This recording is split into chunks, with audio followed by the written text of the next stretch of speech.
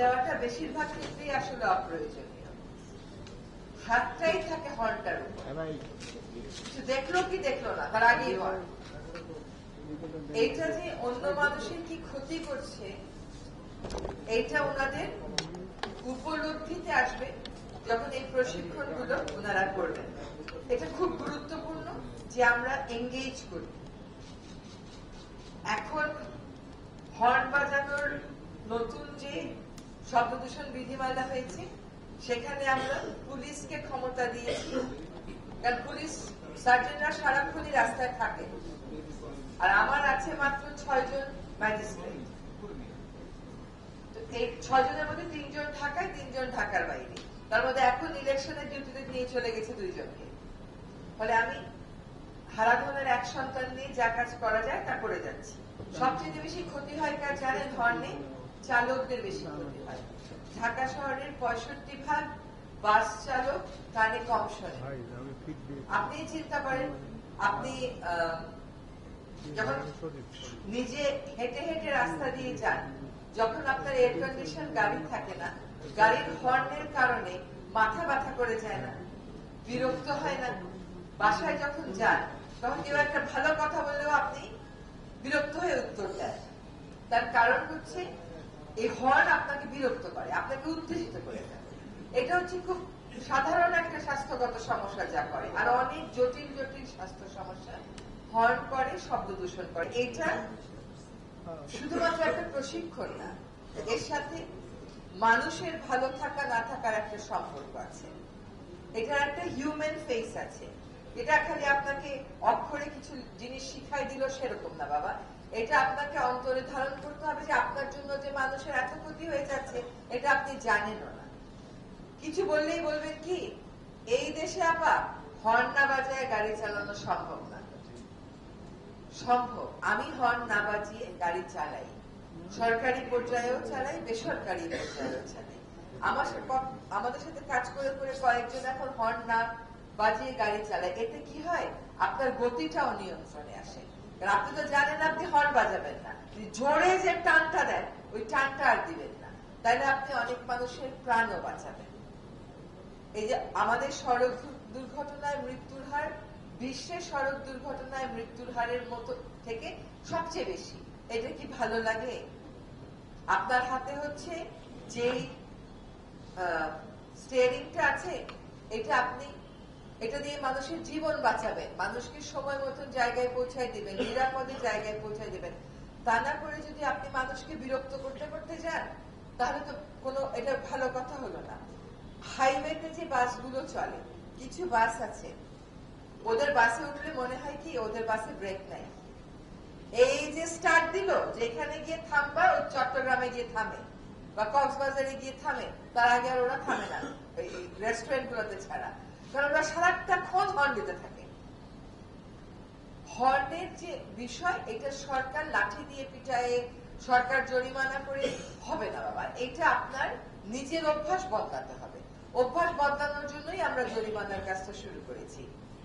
আর এই উপকারটা আপনি করতে পারেন, মানুষের ক্ষতিটা আপনি করে যাচ্ছেন, এই ক্ষতিটা আর করেন না। মানুষের বিরক্তির কারণ হয়ে যেন না। একটা হাদিস পড়েছিলাম অনেকদিন আগে, একটা গল্প। নবী করিম সাল্লাল্লাহু আলাইহি সাল্লাম উনি একটু উঁচু নিচু জায়গায় উঠছিলেন, তো ওইখানে উঠতে কষ্ট হচ্ছিল, পিছন থেকে ওনার সাহাবীরা জোরে জোরে আল্লাহর নাম বলছিল। এক পর্যায়ে উনি বিরক্ত হয়ে পিছনে ঘুরে বললেন, তোমরা যার নাম ধরে ডাকছো তিনি তো বধির না, মানে তুমি তো কানে কম শোনেন তা না, তোমরা যদি আল্লাহকে আসতেও ডাকো তাহলেও উনি শুনবেন। আর সেই একটা দেশে আমরা বাস করি যেখানে 90% মানুষ হচ্ছে মুসলমান, তো এই ক্ষেত্রে আমরা আর ধর্মের কথা শুনতে চাই না। এইখানে আমাদের কোথায় ধর্মের কথা কতগুলো জায়গায় শুনতে আমরা খুব পছন্দ করি, বাকি জায়গাগুলোতে শুনতে পছন্দ করি না, সেটা ঠিক কথা না। আল্লাহ তাআলা বলছেন বোবা পশু পাখির প্রতি সদয় হও, এটা শুনতে আমাদের ভালো লাগে না। তো আপনাদেরকে আজকে শব্দ দূষণের পাশাপাশি আরেকটা ছোট কথা একটু বলে যাব বিআরটি এর উদ্দেশ্যে এবং বিআরটিসি কে। আমাদের একটা বড় সমস্যা এই মুহূর্তে আমরা আছি, সেটা হচ্ছে বায়ু দূষণ। বায়ু দূষণে বাংলাদেশ 1 নম্বর হয়, কি একটা লজ্জার কথা। এই 1 নম্বর থেকে তো আমাদের নামতে হবে, এটা 1 বছরে সম্ভব না, কিন্তু আজকে যদি কাজ শুরু করি বছর 3 মধ্যে আমরা 1 নম্বর থেকে নেমে যাব। এবং সেই নামার প্রক্রিয়া শুরু হয়েছে। অক্টোবর, নভেম্বর, ডিসেম্বরে বাংলাদেশ বায়ু দূষণে অত শীর্ষে যায় নাই। তার কারণ হচ্ছে আমি পুলিশের সাহায্য পাইছি। এই সাহায্য পাওয়াটা সহজ ছিল না, আনিস ভাই খুশি হয়ে যায় না। এই সাহায্যটা পাইতে আমাকে 2-3 বার ফোন করতে হয়েছে। প্রথমে এসপি সাহেব বলে আমি লোক দিতে পারবো না, কারণ আমার অন্য কাজ আছে। তারপরে এসপি সাহেব বলে ইলেকশন আছে।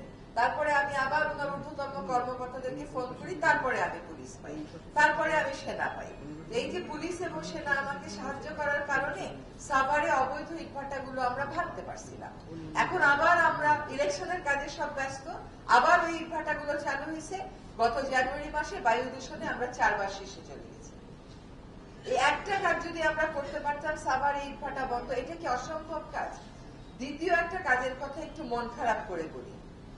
বিআরটিসির যত বাস আছে সব কটা বাস থেকে কালো ধোঁয়া বের হয়, সব কটা বাস, আমি চ্যালেঞ্জ করে বলে গেলাম, প্রতিটা বাস থেকে কালো ধোঁয়া বের হয়। এইগুলো কি আমরা নিয়ন্ত্রণ করতে পারতাম না? এখন এটা তো পরিবেশ মন্ত্রণালয় চাইলে পারবে না, পরিবেশ অধিদপ্তর চাইলে পারবে না। শোনেন, ঠিক বললেন না। একটা প্রাইভেট বাস বলেন যে প্রাইভেট বাস থেকে কালো ধোঁয়া বের হয় না। আজকে আমি 10টা মাস যাবত, আমি জানি না ফজল ভাই কতবার ফোন করছে, আমি যতবার ফোন করছি একটা স্ক্র্যাপ পলিসির জন্য। অক্টোবরের 28 তারিখে যে স্ক্র্যাপ পলিসি ফাইনাল হয়ে যাওয়ার কথা, আমরা যদি কয়েকটা দূষণকারী যানবাহনের বিরুদ্ধে কঠিন না হই, আর কেউ কঠিন হবে না। কঠিন যানবাহনের বিরুদ্ধে হব না তো, মানুষের জীবন বাঁচাতে হবে বাবা।